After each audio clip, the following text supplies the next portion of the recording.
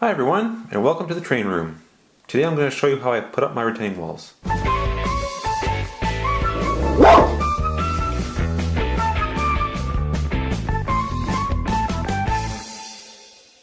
I use 4 sheets of stone wall in the basalt rock pattern from Nosh. If you do purchase these, make sure you get the ones with extra laying. Before I started, I had to decide on which pattern I want to use. The nice white brick side, or the stone colored side. I thought the brownish grey side looked a lot nicer. You also want to make sure it's not upside down. Jokes aside, the 4 sheets were identical, so I had to make sure they were all facing up the same way, so that the bricks would line up. I even marked them with arrows so that I wouldn't forget. Using Scotch tape, I taped 3 sheets together and placed them along the inner wall of the riser. Turns out I needed 4 sheets to complete the inner wall, but I just added the 4th one later.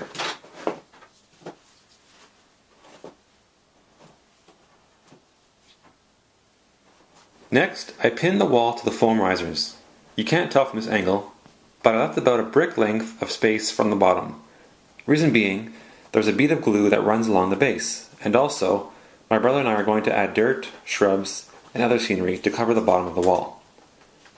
I didn't use too many pins, just enough so that the wall wouldn't move during the next step.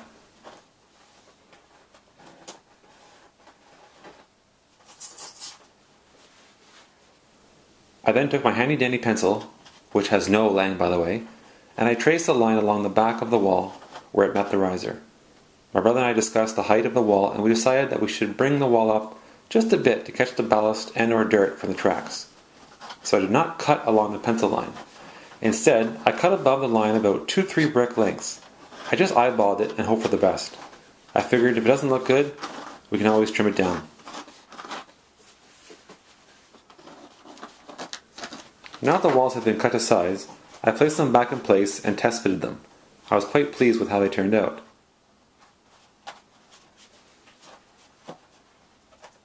The wall even lined up nicely with the bridge.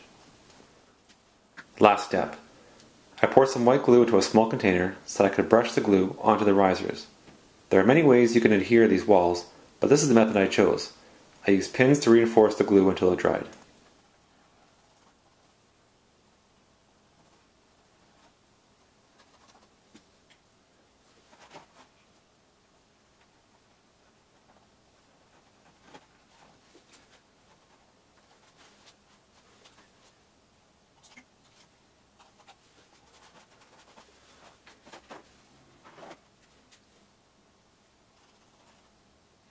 Here is the final product. I completed both the inside and the outside walls. For the outside walls, I used the remainders from the 4 sheets that I cut from the inner wall.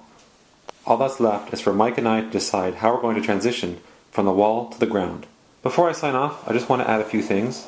Number 1, this wall material isn't as thick as I thought it was, so the lip I left on top might bend a bit, which will ruin the look completely. On the bright side, I thought I would see the seams between each panel of wall. But this pattern really blends well together, and I have to look very hard to find the seams. If you have any recommendations on how to improve this process, feel free to leave a comment down below. Thanks for watching, and until next time, take care.